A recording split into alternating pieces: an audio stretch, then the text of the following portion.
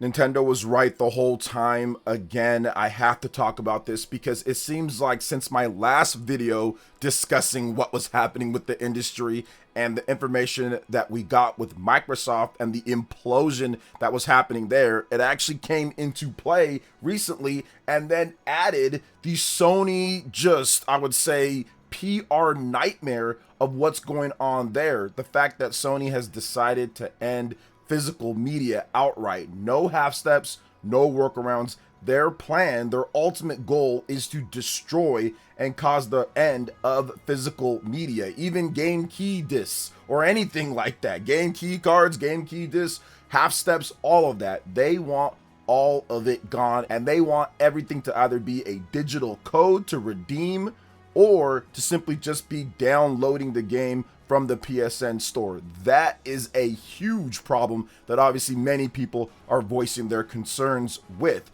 Now, when it comes to Microsoft's teams have been gutted. We finally got the follow-up to that. We heard about it last month or so. We got the follow-up to it. Multiple studios being spun off or sold.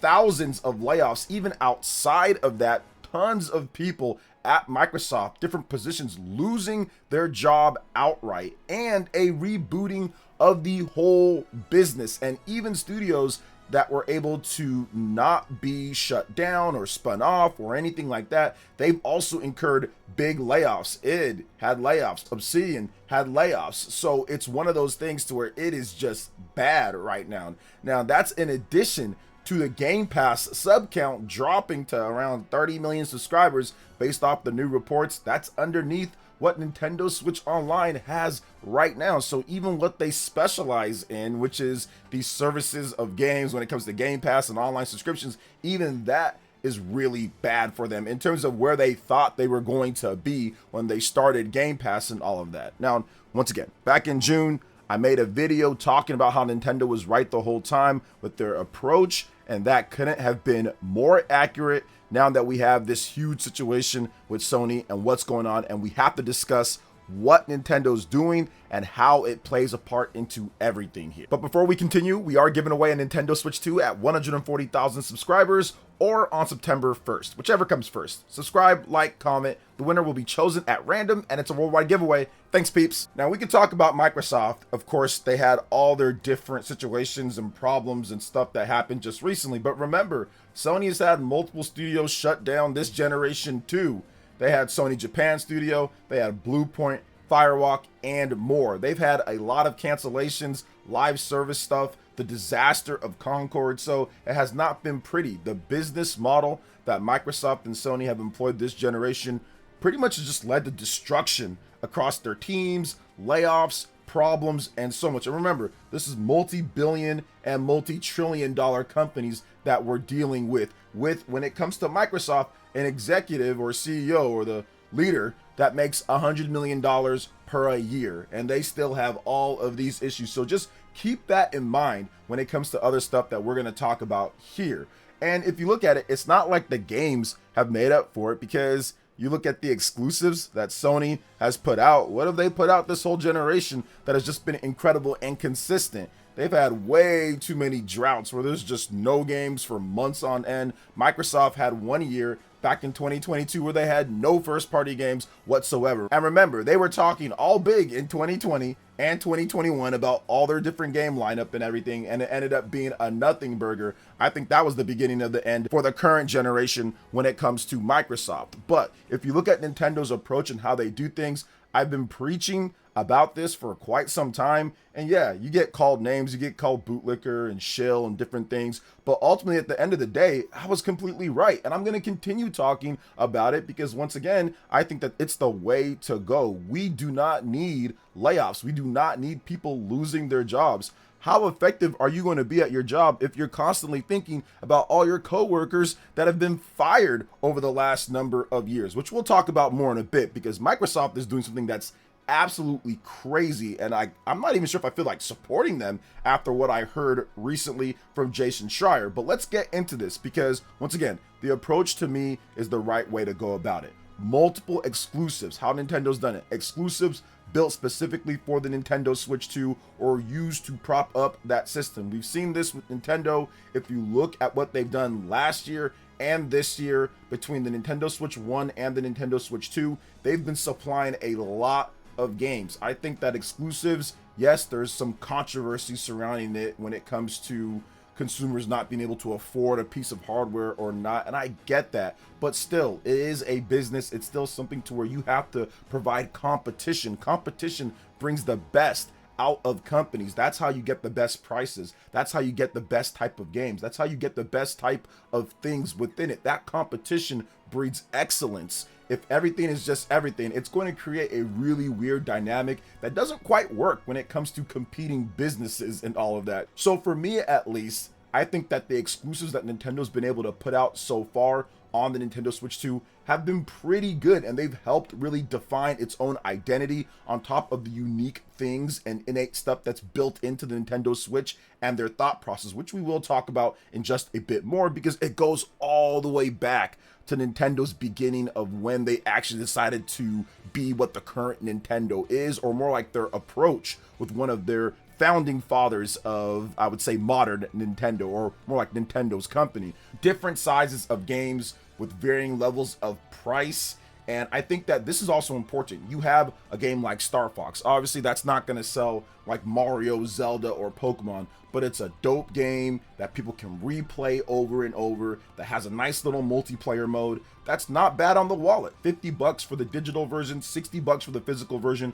We're going back to, 7th generation, 6th generation type of pricing for the games. When it comes to something like this, I think that really helps. In times like this, when people are sitting here and arguing and fighting and you see destruction across the whole industry, having something like Star Fox, where you play as an anthropomorphic animal flying around in space, shooting down different things, it just brings a smile to a lot of people's faces, especially if you remember what happened with Star Fox when it comes to the old school games on the Super Nintendo, the N64, and getting back to that pure, I would say, glory of the franchise. I think Star Fox is a phenomenal game, and I've been trying to take any extra time that I have to play the game. It really is great, but I think that varying level of sizes for games, remakes, remasters, new games, sequels, all of this stuff is really competing to what makes the Nintendo Switch 2, I would say, attractive to so many gamers out there and why it's selling so well right now. Now, yes, one thing people will say is that you don't see the discounts on the game. That's something that gets brought up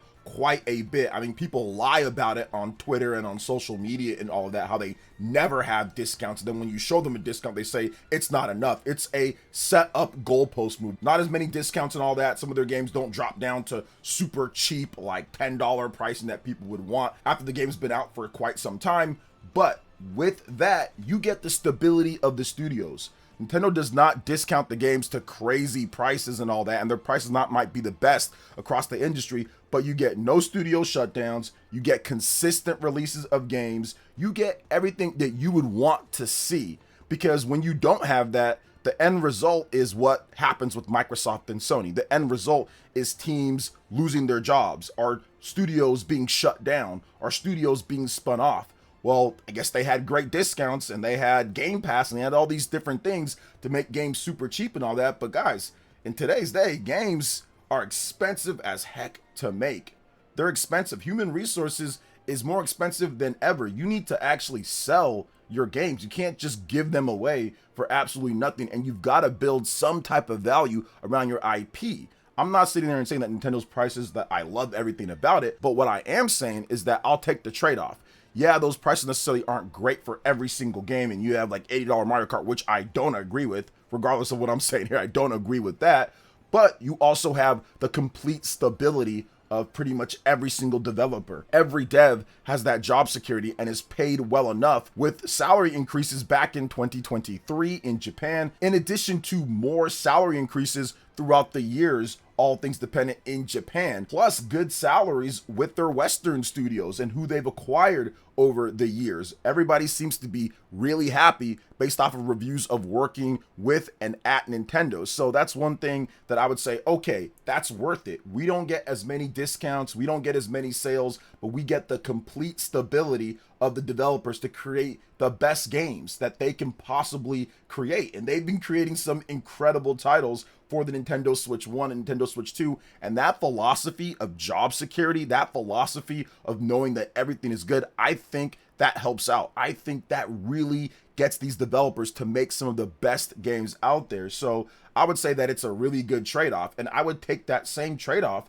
with Microsoft and Sony. If there was complete stability and they didn't drop the price as much with some of the games, or if they made you actually buy the games instead of doing Game Pass or something else like that, I would take that trade-off so people can have jobs and take care of their family. Gaming is a luxury. It's not necessarily a right when it comes to everything. And I would love for all those people to not lose their job and have the same stability that Nintendo has. Well, part of that is making sure that you keep the value of what you're selling throughout the years, so you don't have to worry about X or Y or Z game always doing this. Otherwise, we're in big trouble. And that's what a lot of games in today's day are. Now, let me give you guys another piece of information here. And I found this one, if it is 100% correct, because I, once again, not sure if I even want to support Microsoft, considering what I heard Jason Schreier say in his video about the Xbox and kind of what was going on there. So